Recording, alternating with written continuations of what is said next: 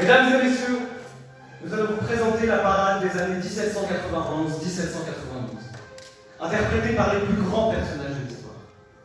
Et tout d'abord, notre monarque bien-aimé, Louis XVI.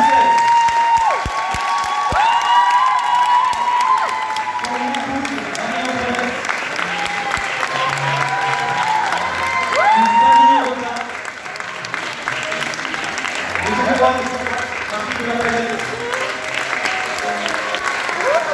Le grand ministre de projet, François II d'Autriche.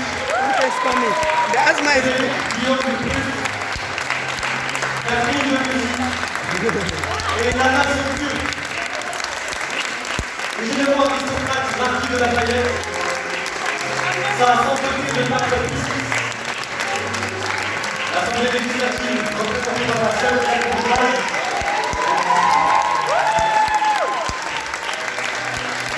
et bien sûr, j'allais oublier, le peuple de Paris.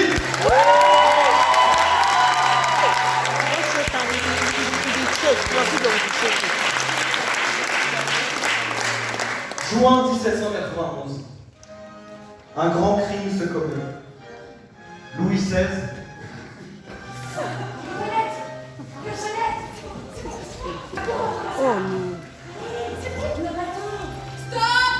Le peuple l'arrête à Varennes. Représentant, Louis XVI va abdiquer.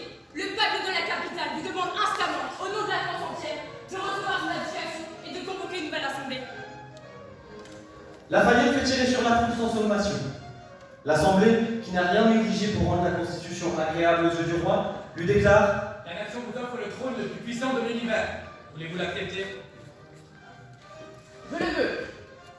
L'Assemblée constituante transmet ses pouvoirs à l'Assemblée législative, puis se sépare. Mais le roi continue de trahir. Il en appelle aux grandes puissances étrangères. Elles ne lui répondent pas. Elles sont trop occupées à se partager la Pologne. Ils ont maintenant les mains libres pour s'occuper de la France.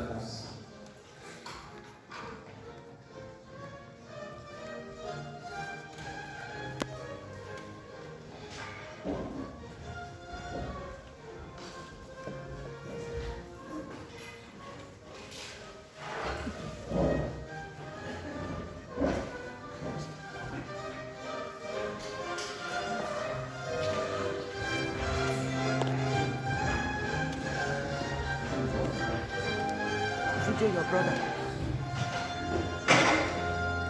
Stand up. Le 20 avril 1791, la France déclare la guerre au royaume de Prusse et de Hongrie. Le Conseil des ministres rédige les plans de bataille, les remet au roi qui y trahit, et les remet à l'ennemi. Le 21 juillet 1792, de nombreuses troupes s'avancent vers nos frontières. Tous ceux qui ont horreur de la liberté s'arment contre nous. Citoyens, la patrie est en danger. Que ceux qui vont avoir l'honneur de marcher les premiers se souviennent qu'ils sont français et libres. Et la patrie sera sauvée. Vive la liberté! Les trahisons et les défaites se succèdent. La France est envahie. Le 27 juillet 1792, les tyrans se croyant victorieux donnent libre cours à leurs orgueils. François II d'Autriche et Frédéric Guillaume de Prusse déclarent que si le château des Tuileries est forcé, que s'il est fait la moindre violence, le moindre outrage à la famille royale, ils en tireront une vengeance exemplaire, et à jamais mémorable, en livrant la ville de Paris à une exécution militaire, et les révoltés au supplice qu'ils auront mérité, sans aucun espoir de pardon. Mesdames et messieurs, nous venons de vous jouer la parade des puissants contre le peuple. Maintenant, nous allons vous montrer comment le peuple s'est organisé dans sa lutte contre les puissants. Le 27 juillet 1792, la France entière demande la déchéance du roi, et en particulier à Paris. L'Assemblée du quartier des Halles et la section de nos conseils rédigent une pétition. Le 31 juillet 1792, les assemblées du quartier furent envahies par les citoyens de toute origine. Je jouerai le clocher de moi qui ne savait ni lire ni écrire, et qui était ce soir président. D'abord, c'est la trahison du roi. Et le roi, on n'en peut plus. L'ennemi approche. Le roi Louis XVI a mené le sitôt au massacre. Depuis toujours, un tyran méprisable nous a lié les mains, nous a bâillonnés, nous a fermé nos bouches et bouché nos oreilles. Citoyens, unissons-nous, levons-nous pour prononcer la déchéance de ce roi cruel.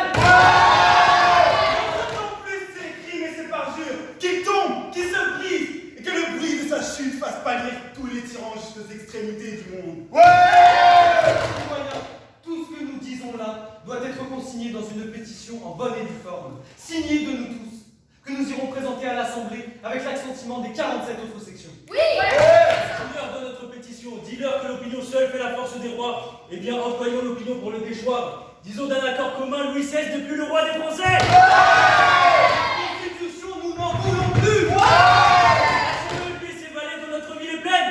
Oui, citoyens, il faut chasser ces contre-révolutionnaires dont Paris est infesté. Et nous, les volontaires marseillais, on en a déjà rencontré de ces royalistes qui nous narguaient en criant « Vive le roi !» Vive la nation! Vraiment, on ne voulait pas leur répondre tout de suite, parce qu'on nous avait demandé de ne pas répondre aux provocations. Alors, on se retenait. Vive le roi! Vive la nation! Ah, c'est vous les fédérés de Marseille qui filez comme des lapins? Ah, c'est ça qu'ils nous disaient!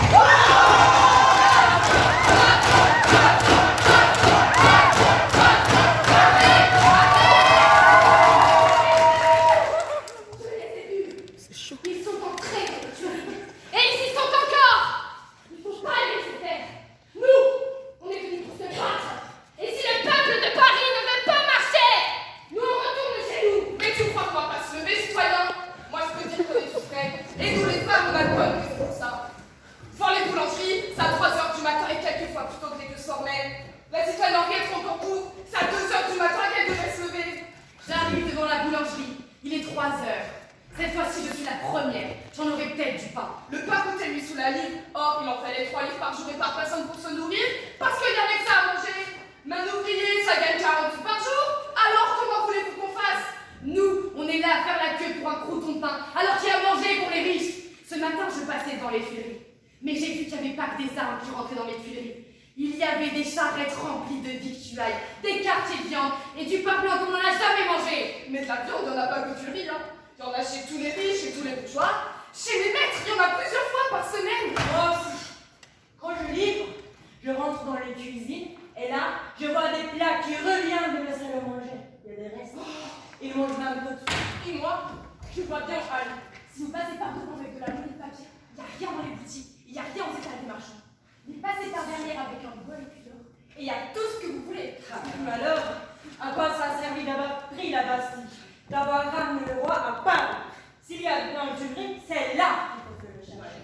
Il faut prendre les armes et les chercher au temps du Oui, c'est qui la première? C'est moi, c'est moi. Non, c'est moi.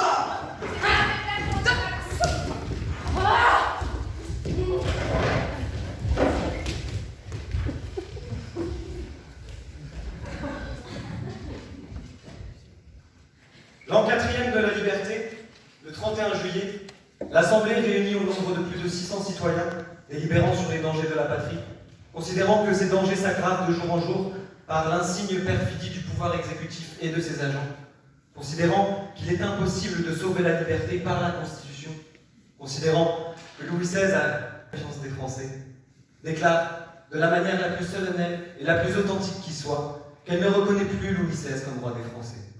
Arrête qu'il sera fait une adresse aux 47 sections et à tous les départements de Paris, portant invitation d'adhérer au présent arrêté et de se réunir à elle, dimanche 5 août prochain, 11h du matin, pour se présenter à l'Assemblée et lui demander si elle veut enfin sauver la patrie.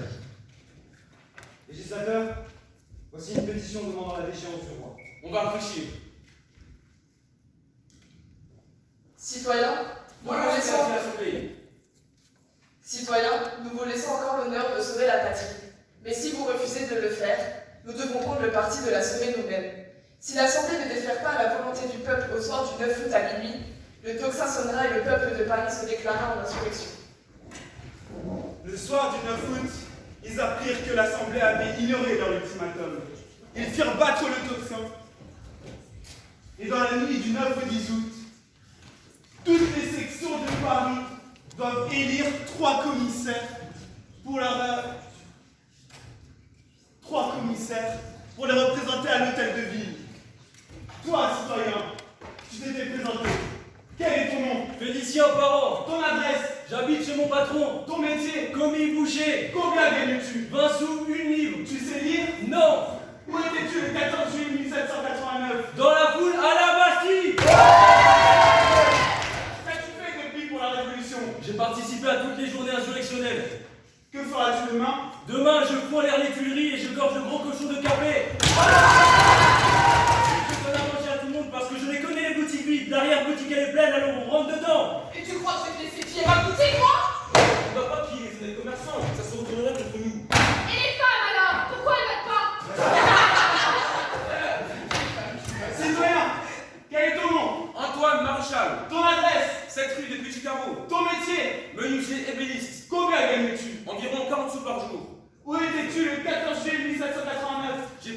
à toutes les journées insurrectionnelles et je suis entré dans la section avec les citoyens passifs.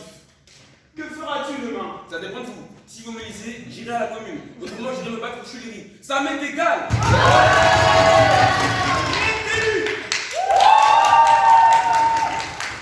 Citoyen, quel est ton nom? Baptiste Dumont. Ton adresse? 1 rue Saint-Laurent. Ton métier? Journaliste. Combien gagne-tu? Je dépense environ 300 livres par mois. Moi, je m'habitue par jour, citoyen. Tu sais lire? Oui, citoyen, je sais lire et écrire. Où étais-tu le 14 juillet 1789? Chez moi.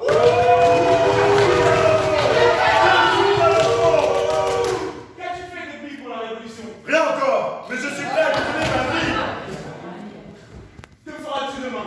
Si vous me désignez comme commissaire, je fais le serment de mettre toute mon ardeur à sauver la patrie. Avec les commissaires des autres sections, nous formerons une commune insurrectionnelle. Et je m'engage à rendre compte de ma mission toutes les fois que vous me l'ordonnerez.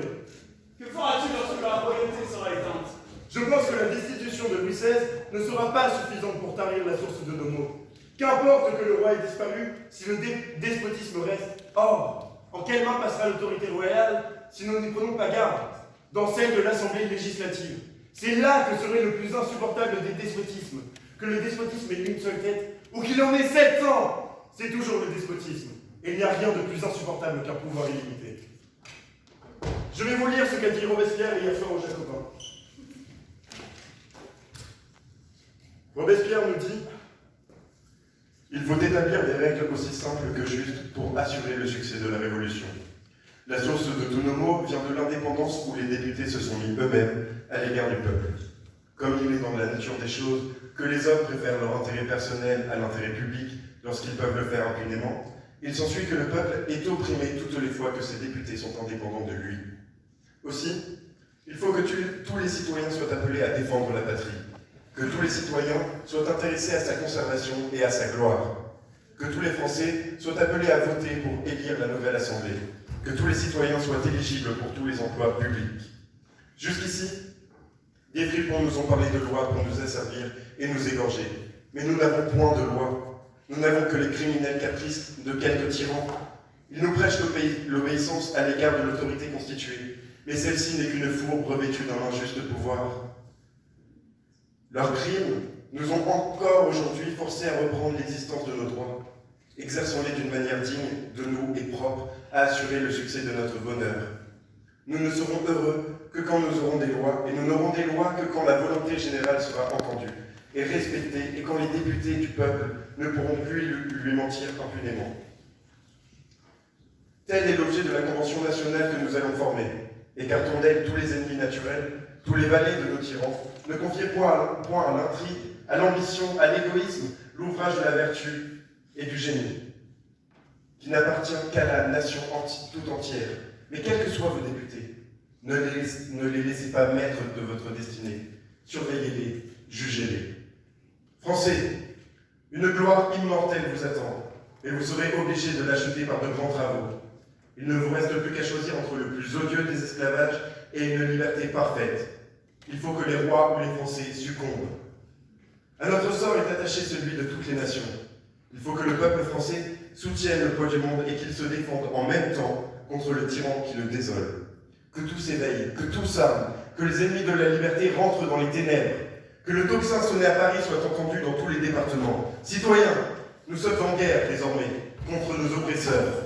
La paix ne nous sera rendue que quand nous les aurons châtiés.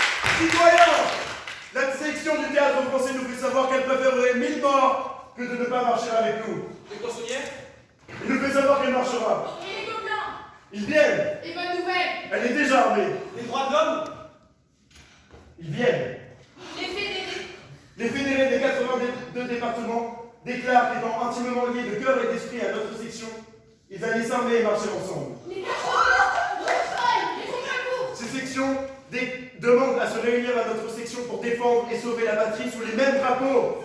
Y a-t-il des sections qui ne s'arment pas? Non, citoyens, tout Paris marche. Et le citoyen Robespierre a été élu à la section d'équipe. Il est déjà à l'hôtel de ville.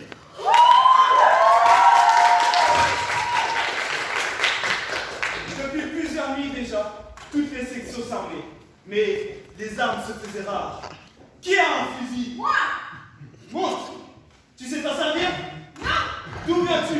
Non. Ok, tu prends ton fusil par le canon, tu poses la crosse à terre, tu armes le chien, c'est ça. Tu refoules vers le bas, tu prends ta proie à poudre, un dé à poudre, tu le verses dedans, tu sors les coubillons. Les coubillons, c'est cette règle de fer. Là, tu prends la bourre, c'est du carton. Tu tasses, tu sors les coubillons et tu le remets. Ensuite, tu prends ta balle, tu l'introduis. Tu refoules à poste avec les coubillons. T'alimentes le bassinet. Le bassinet. Le bassinet, tu soulèves le couvercle, tu mets ta poudre, tu le refermes. Tu poses un genou à terre, maintenant tout genou à terre, maintenant vite.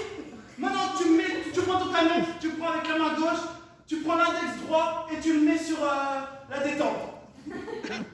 Ensuite, tu vises le garde suisse et quand la ligne de mire se confond avec l'œilleton, tu fais feu! Allez, plus vite là! Donne-moi ça! On va se faire tuer encore. Citoyens, nous allons renverser le roi. Nous marcherons parmi les premiers. Si on n'a pas de fusil, on ira avec des pics. Et si on n'a pas de pics, eh ben on ira avec nos bras nus. On sera une foule demain matin. Et les Tuileries seront là, devant nous. Et la première rangée arrivera sous les canons qui détonneront. Paf, paf. Mais on ne mourra pas. On continue. Et les Suisses, barricadés derrière leurs fenêtres, tireront. Paf, paf. Mais on ne mourra pas. On continue. Alors je prendrai une torche et je la jetterai dans la réserve de poudre et tout explosera. Mais on mourra. On continue. Il y aura une porte. Et avec nos bras nus, on l'enfoncera. Il y aura un grand escalier. Et dans cet escalier, on cavalera. Et les Suisses, en haut, tireront. On se retournera. Et une décharge sanglante éclatera de tous les côtés.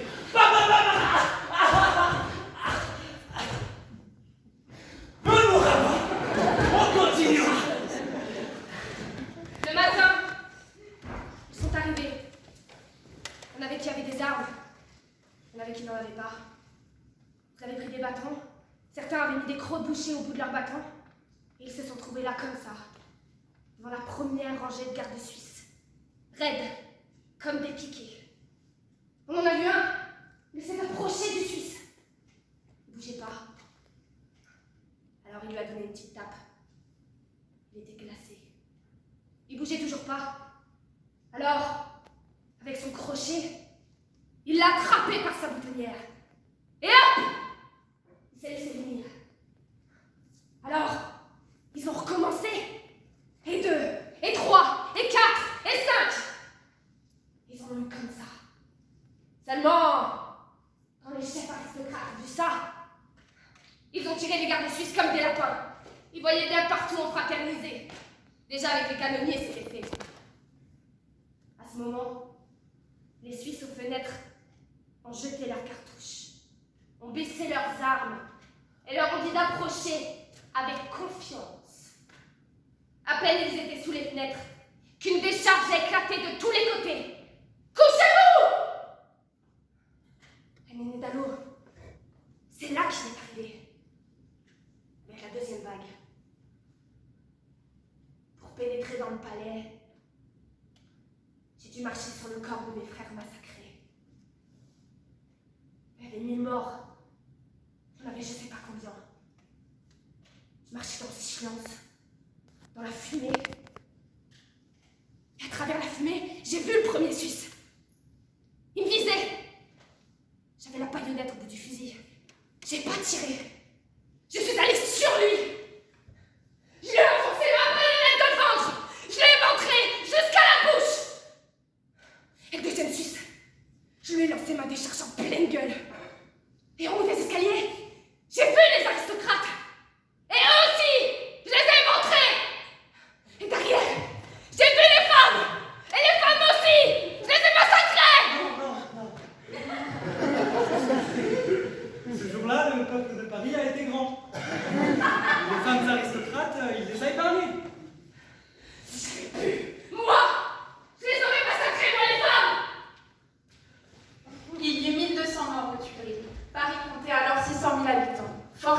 commune insurrectionnelle, l'Assemblée suspendait le roi et appelait tous les citoyens à élire une convention.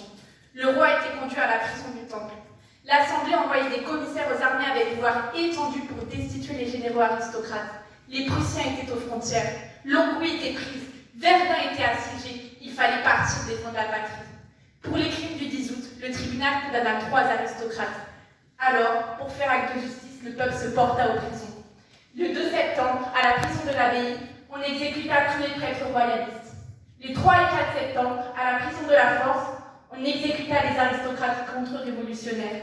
Puis dans la colère, il y eut débordement et on massacra les 5 et 6 septembre, à la prison de Bicêtre et de la Salpêtrière, tous les prisonniers de droit commun. Puisque Paris était débarrassé des contre-révolutionnaires, les volontaires pouvaient partir aux frontières. Et tous les jours, les fédérés de tous les départements, les Parisiens aussi, partaient sans craindre pour leur famille. La veille de son départ, Agricole Chapette était dans la caserne des fédérés de Marseille. Oh, Les retardataires, vous prenez vos paillasses et vous allez dans le carré de derrière. citoyen, je cherche la caserne des fédérés. Ben, tu y es à la caserne des fédérés. Je cherche un fédéré. Ah, tu en as un devant toi. Agricole Chapette, fédéré de Marseille. Tu es un fédéré. Je dois écrire le récit de votre montée sur Paris pour électriser ceux qui partent aux armées. Assieds-toi. Je te donne une lanterne. Une seule règle. C'est que quand tu l'as fini, tu l'éteins et tu la remets derrière. Parce que c'est nous qu'on la paye et ça coûte cher. Hein. Citoyen, j'ai besoin de toi pour écrire ce récit. Mais je sais pas écrire, moi. Oui, mais moi je sais. Alors tu me racontes Et j'écris. Il faut que je te raconte tout. Tout. Eh bien,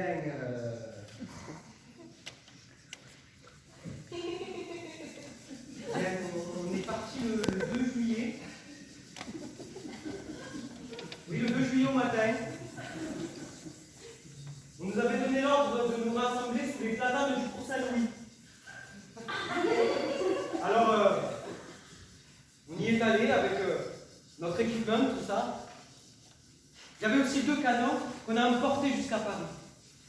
Et puis, bien sûr, il y avait tout le monde qui était venu dire l'adieu. Il y avait les grands-pères, les grands-mères, les frères. Il y avait mon père aussi, qui m'avait acheté les sabots tout neufs. Et puis, après, il y a le maire Mouraille et l'adjoint et les corps qui sont venus. Alors, le maire, il nous a remis le drapeau du bataillon, et puis après, il a fait le discours. Ah, je me souviens très bien. Dans le discours, il a dit « L'important, c'est marcher. » Et ça a marché. Ça a marché, puisqu'après, on a entonné le chant de guerre. Et on s'est dirigé vers Aix-en-Provence. Et comme il fallait qu'on fasse au moins 30 lieues dans la journée, eh bien, on a coupé à travers le champ. Ce qui fait qu'en arrivant à Aix, on était couverts de poussis. Des poussis? Qu'est-ce que c'est? Les poussis, c'est les petites choses du blé qui te rentrent dans les pantalons et qui te grimpent le long des jambes. Alors, comme on était couverts de ça, en arrivant à Aix, on est allé à la fontaine, et là, on s'est bien mis. Ah, j'ai bu au moins 3 litres d'eau. J'avais le gosier sec, une soif terrible. Ah, et puis après, on a mangé. Oh, j'avais ramené de ces petites olives, un saucisson, une bouteille de vin pour moi. Et puis après, on a dormi. Et le lendemain, on a fait Aix-en-Provence, Coudou. Parce que Coudou, c'était la halte. Et là, on logeait chez le Firmin. Le 2 septembre, Et le Firmin, sur le bord de la dormir dans la Seine, ferrière. les valeurs guerriers marseillais s'étaient rassemblés au Tu vas milieu pas de le faire dormir dans la ferrière en plein mois de juillet avec leur chaleur qui fait. étaient venus à la rencontre. Une petite Pour leur apporter leur vœu de Qui est départ. toujours à l'ombre. Un défilé de jeunes filles couronnées de mariés. J'ai dormi Ils leur avaient confié les armes de la ville. Elles agitaient leurs amours et les escortèrent jusqu'aux portes de Marseille, d'où ils sortirent sous les arcs de triomphe que la population avait érigés. On en voit 2 là sur la route. En 3 heures, ils atteignirent la ville aux 1000 fontaines. Là, la foule les attendait. On avait dressé des tables où le vin et les mets, révolutionnaires. dont des populations voisines, devaient leur C'était donner 2 du courage bataillon de et Montpellier force. qui nous attendaient à Et les chants de toutes parts résonnaient. Alors, on les tambours et les trompettes les escortaient sur les chemins. Et tels des héros antiques. Après, c'était Et à chaud le privilégié, tels des compagnons de lys, ils ne sentaient pas la fatigue. Les armées de la contre-révolution fuyaient Il y devant avait de le pouvoir. l'orage, de la boue, elle restait coincée dans un trou, et il a fallu que le Baptistin il passe par-dessus Comme ça, la oui, boue. non? Et alors là, il pousse comme ça. Franchir les Alpes et le Rhône. Ah, il se pète comme ça. Ah, il a fallu qu'on attende au moins une demi-journée avant qu'il l'ait réparé. Il y avait des grandes fans là. Et après, on redescendait le col. Voilà, il vous a fait mon frère. Et c'est là, À un moment, à Vienne. il y a Bébé. Rejoint par les cohortes montpelliéraines. Ils ont comme d'une seule voix le chant de guerre de l'armée de France. Allons, enfants de la patrie, Le tir. le jour de gloire est à... J'avais des. Allez. Petite bête qui veut tourner autour de la figure là. Et puis après, on a répété le chant de guerre. Vive la nation! Alors, les hommes sont partis. Et dans Paris, les femmes sont restées. Et Rose-Marie Quentin, tous les jours, même les dimanches, elle va au lavoir. Bonjour Rose-Marie. Bonjour ma belle. Ah, c'est dimanche, c'est la fête de la maîtresse. À ce propos, il faut son linge pour demain. Mais j'ai tout juste de commencer. Pour demain, c'est pas possible. Hein. Vraiment, j'ai pas de bras, cette femme-là. Bon, ça l'intéresse pas. Bon, vas-y, me presser. Tu lis? La vie du peuple. Fais-moi voir que c'est écrit Marat. Apprends-moi à lire Marat. Là. C'est ça? Aussi. Attends, j'en trouve d'autres. Marat. C'est Maroquet, Rose-Marie. Marat. C'est bien. Bonjour, Jeanne. J'ai mal à la poche. Ça te plaît, ce temps-là? Ah oui, ça me plaît. Oh, tu comprends? Il fait chaud. C'est rappelé son pays. Louise, je sais les Marat. Regarde. Marat, c'est pas mon Dieu, Rose-Marie. Laisse-moi prendre les mains. Qu'est-ce qu'il dit là, tout ça? Il dit qu'il faut que la convention soit sans cesse sous les yeux du peuple et qu'il puisse sans cesse la surveiller. Il lui faut aussi une salle dans les tribunes pour qu'il y ait 4000 spectateurs. 4000? Je pense pas, Marat. Tous les hommes sont en front. 18 000 qui sont partis en 3 semaines avec mon homme. Alors comment on va leur bien les tribunes avec les riches? Autant dire à mes portes. Ils vont entrer dans Paris et pour manger café, il n'y aura pas de Paris. Dis donc, Angèle, la cercle de mon homme est 15 sous par jour. Ah oui, c'est pour ça qu'il est parti. Quand est-ce que je vais la recevoir? Tu la sonneras pas, hein. Faut t'inquiéter. Alors, à ce moment-là, on leur gratte la tête, on leur caresse le blanc des pieds, tout est doux. La mère avec doucement sur le plat. La sable son monde, la bien son balance, peut-être son un tout petit peu plus loin qu'elle a l'habitude de mettre personne. Mais tout au coup, une clameur retentit. Devant eux, une foule d'esclaves se dresse sur leur jardin. Ils tuent, ils s'agorgent. Tu le diras mardi.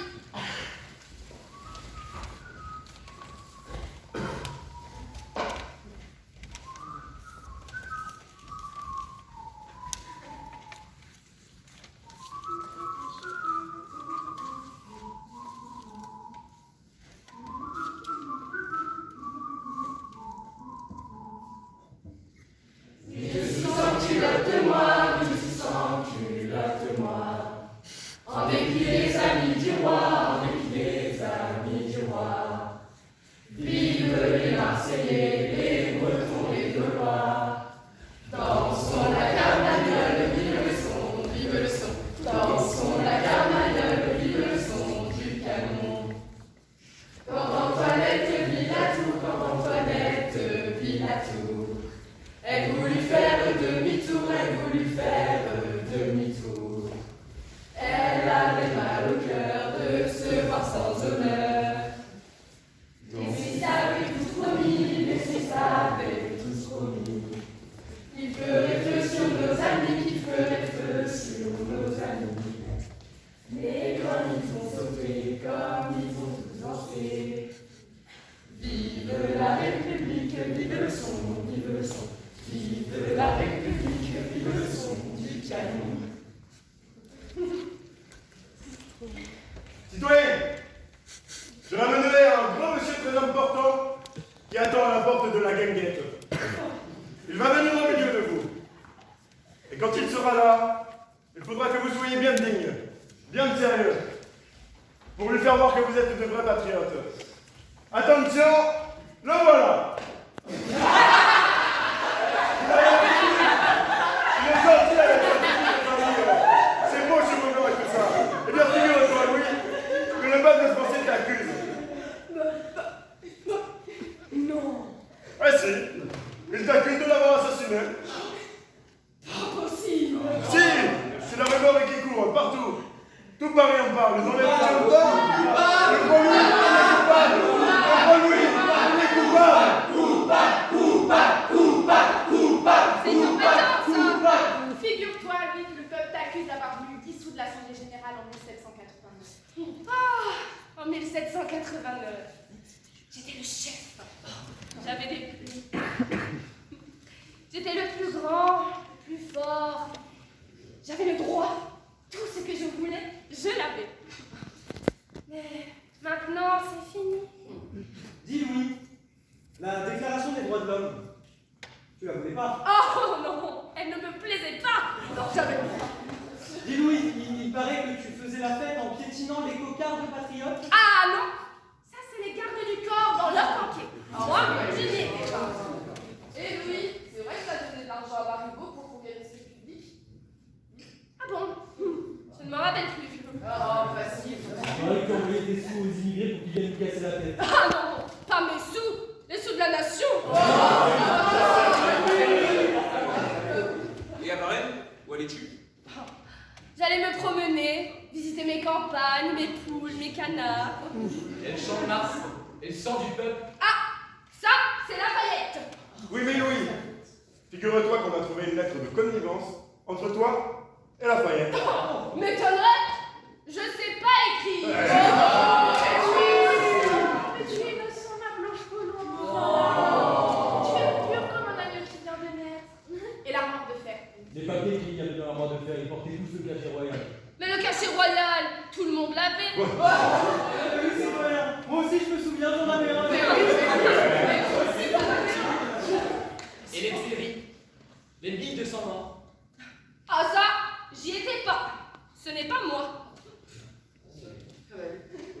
Facile.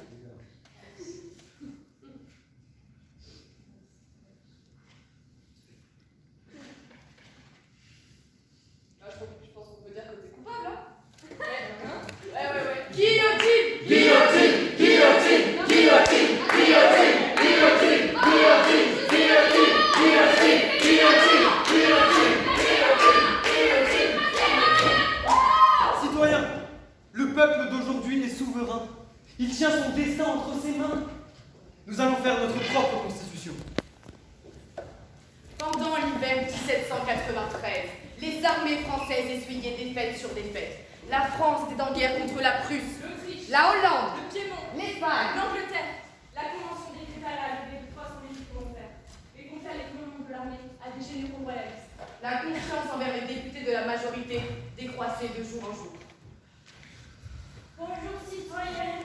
Bonjour citoyenne. Oh, c'est la canicule. C'est l'anglais. Et Louis! Oh, lui fais pas ça! Je vais la faire mourir! Tiens, tu vas me réchauffer les pieds pour la table. Oh, je vais me réchauffer les miens aussi, je tue quoi encore? Oh, plus en plus épaisse! Tu me casses le mien pendant le tuyère. Oh, et puis la mienne aussi. Et puis quoi encore? Tu payes combien? En tout cas, tombe pas dedans. Et pour le coup, qu'on ressemblait comme la justice. Le pire, c'est les mains. Regarde mes doigts, à tirer des petites saucisses. Oh, Thérèse! Pas de saucisse, c'est pas le moment. N'empêche, on nous en amènerait des petites saucisses bien chaudes. Oh, des petites saucisses. Ça, on prend pas le chemin. Ce matin, au hall, on livrait des charrettes de pain.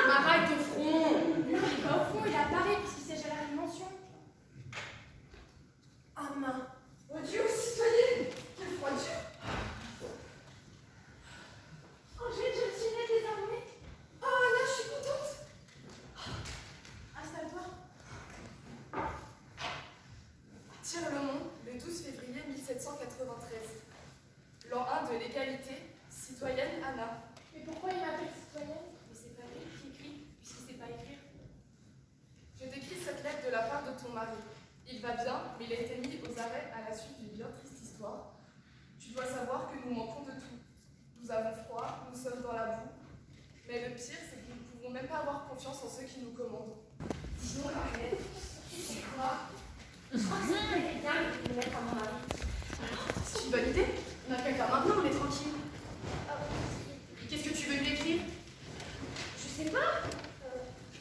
Marque la date. Le 23 août 1793, en 1 de l'égalité. Mon cher homme, à Paris, la révolution, ça va, c'est dur. En ce moment, le pain est pas cher. 3 sous la livre.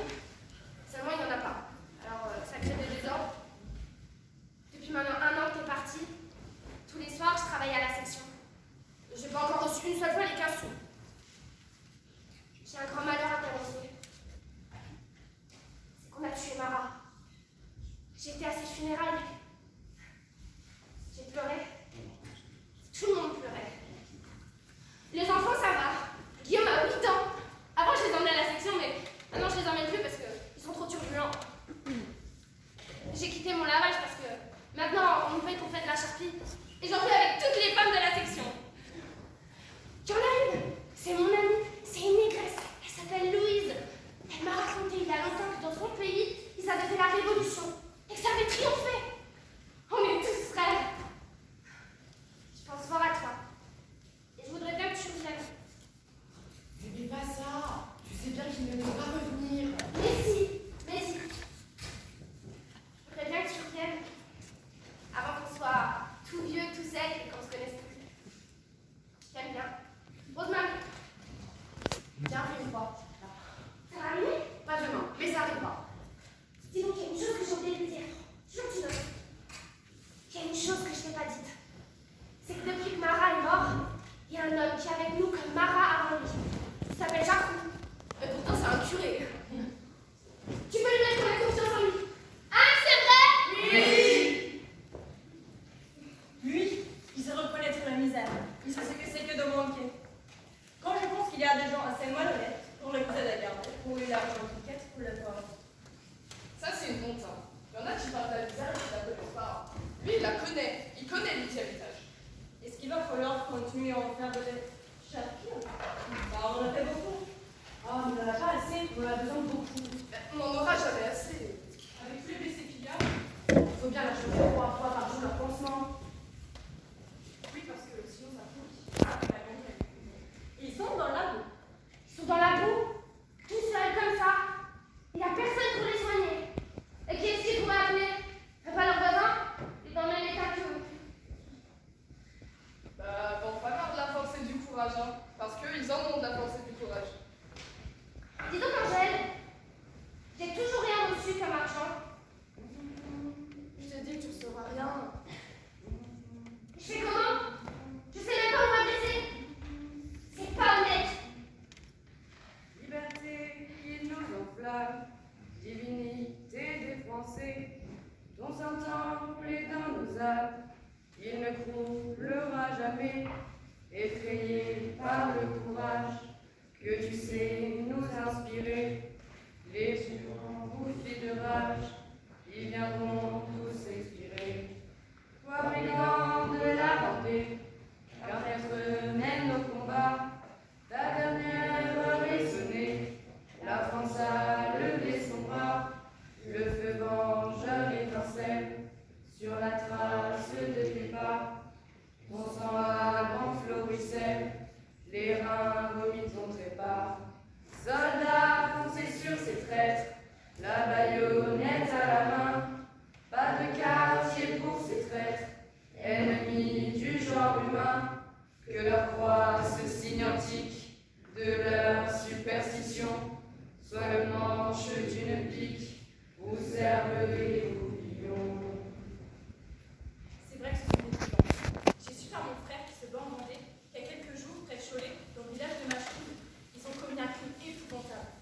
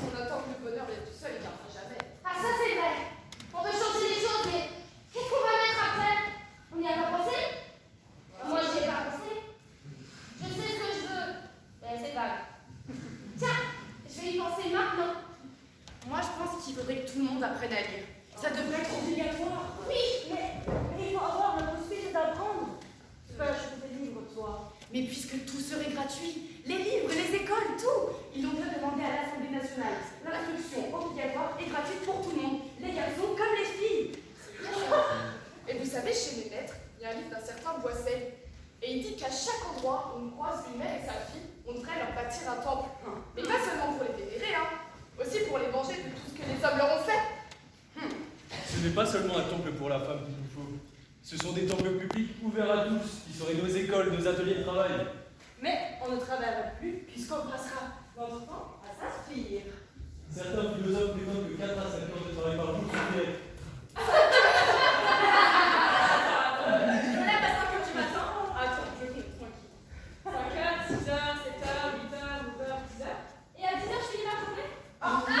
Tu me roules, je te saute et je me couche. Oui. Tu iras te promener de l'heure.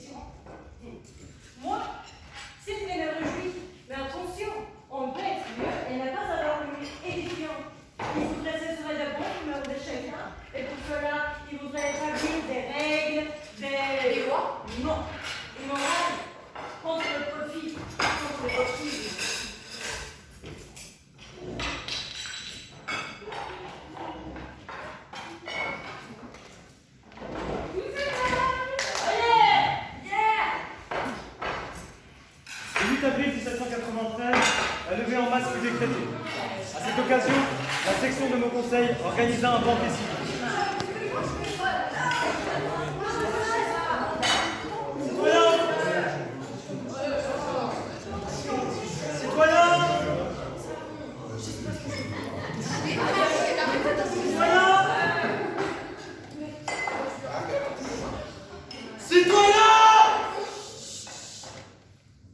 Citoyens, pour commencer ce repas civique qui nous réunit tous aujourd'hui afin de fêter la levée en masse et le départ de plusieurs d'entre nous aux armées, certains vont venir déclamer quelques-uns des plus beaux articles de notre déclaration, qui est comme le fleuron de notre Constitution. Article 1er. Le but de la société est le bonheur commun. Le gouvernement est institué pour garantir aux hommes leur droit naturel en justice. Article 6. La liberté appartient à l'homme de faire tout ce qui ne lui parlera d'autrui. Elle a pour principe la nature, pour règle la justice et pour sauvegarde la loi. Sa limite morale dans cette maxime. Ne fais pas à autrui ce que tu ne veux pas qu'il te soit fait.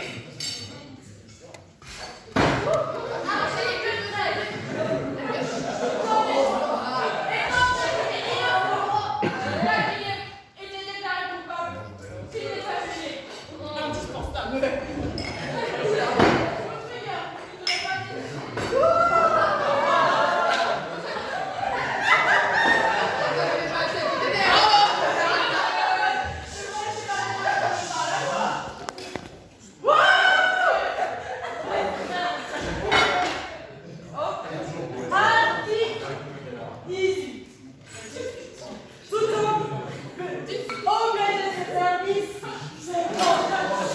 Mais la cause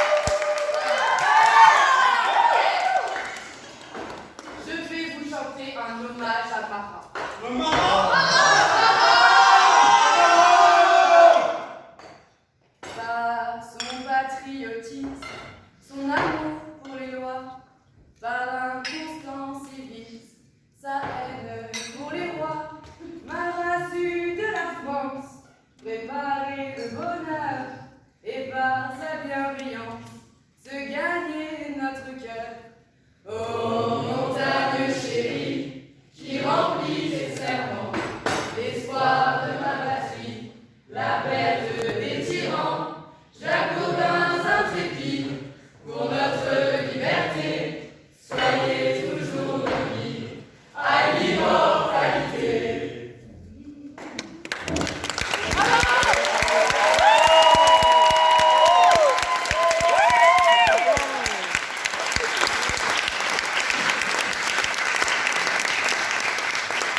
Un tel phénomène dans l'histoire du monde ne s'oubliera jamais.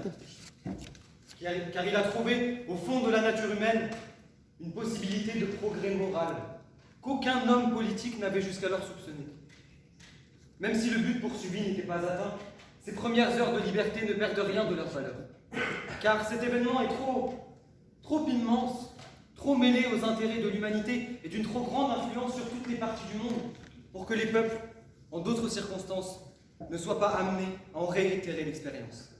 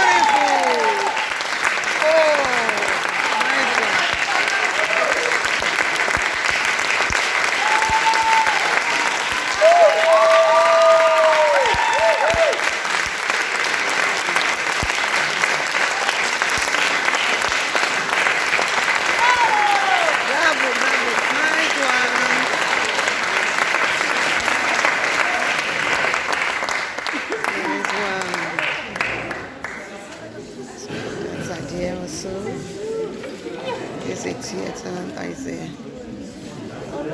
first acting in Strasbourg, France. Union future actors and actresses, they just finished off. That's my daughter. I do Got Talent, one of the management is there. One of the managers there, that's my son. And we just ended this film for today. This is theater, beautiful place. Today is 3rd month of June, 3rd June 2022. We're in Strasbourg, France. There is a theater house, the Wenmu Theater House for students. There is future actor and actress and the comedian all together. One of Edo Got Talent Global management is one of them, which is my son. I'm the CEO of Edo Got Talent Global Media Record. This is me. And so we just ended. I think they do their acting. That is, I think they are doing their pro. That is my son. He's acting. Our future actor, Angel, is one of the actor. Yes, amen. Future actor. Amen. He's one of the management by the grace of God. He's one of the actor. I think what do you people talk about today is talk about French Revolution. French Revolution in 1789. 1793. And also 1793. Actually, you've been in this school for the past 1 year. Just 1 year old. And what did these people do today? Proof. Today we improve, yes. Improve. People improve today to compare to what happened last year. What did people just do today? Approve. Today we did representation. representation, and that is the representation, of the French Revolution 1917. 89, 93. Okay, 1789 89, 1793. 1793.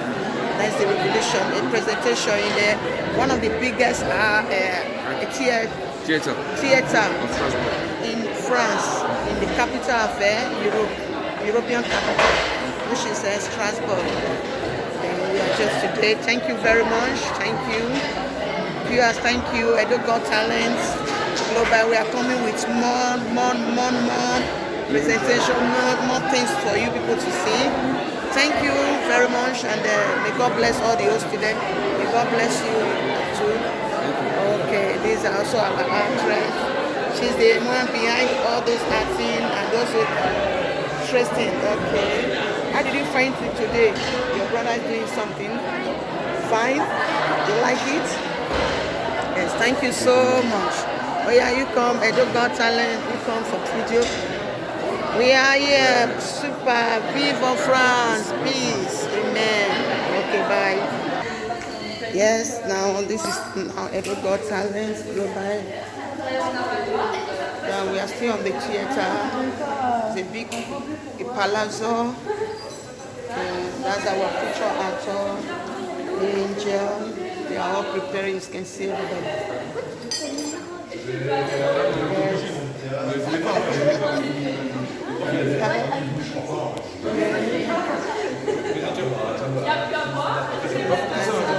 That's our future actor.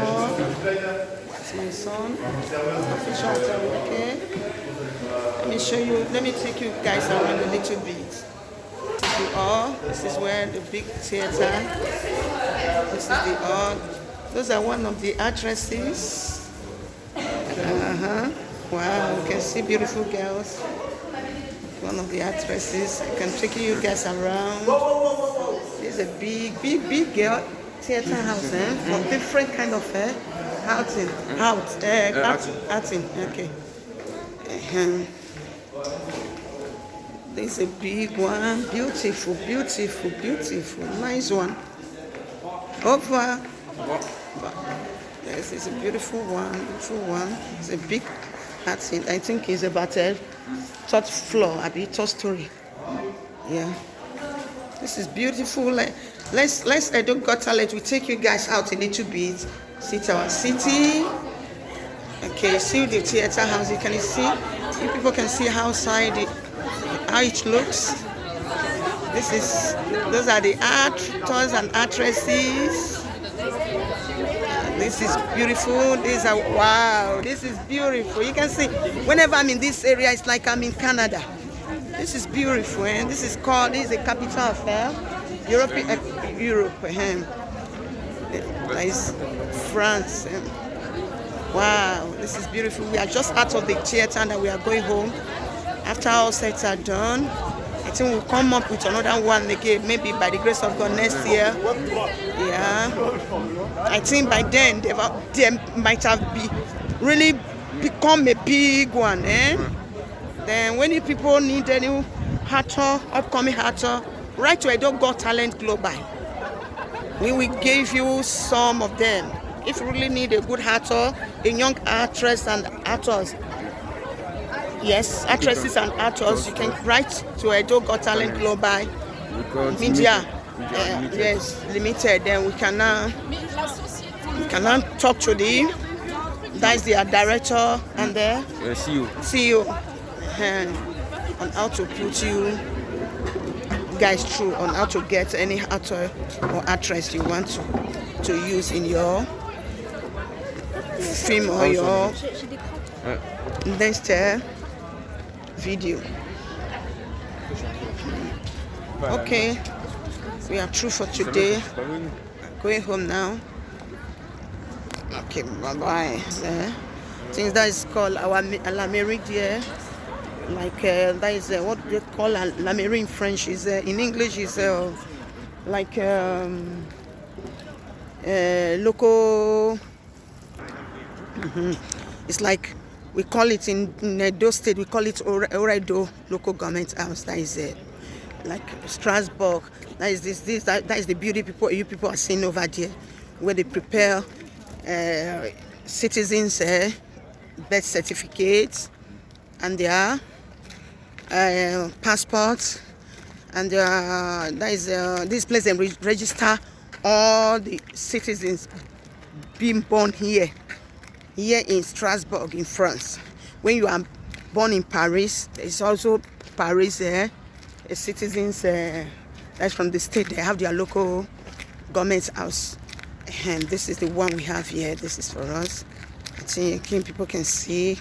Say after the entertainment, I say let me just take you people around to see our beautiful city, Strasbourg. As I said the other day when we are at sports stadium, that is I said this city is the capital of European, and this is where we got European. We have European parliament. That's the beautiful house. Let me show it to you guys. The big theater. I think you can see the theater.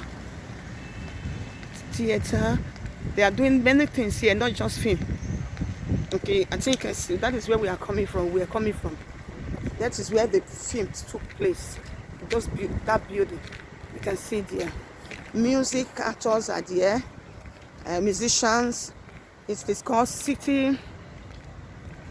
I think yes, people can see. And I don't think if people can see what is written there, but it's called City de la Musique et de la dans Strasbourg. Ça veut dire, that means it's a big city because it's a big house. You can see big hall all over. That is where we came out from. Before we just came out from that place to this place, and we ran again. This big city is for upcoming actors. Theater is there, music school is there, dancing. This thing they do dancing competition, and then dancers also come to learn here. They have a school, dancing school, music school, and the theater. I think this is all for today. Thank you all, and God bless you. Have a nice weekend. As I've said, today still remains on the 3rd of June 2022, and this still me, the CEO of Edo Got Talent Global Media Record Label. God bless you guys. See you in another video. Thank you guys. Bye. Au revoir. Ciao.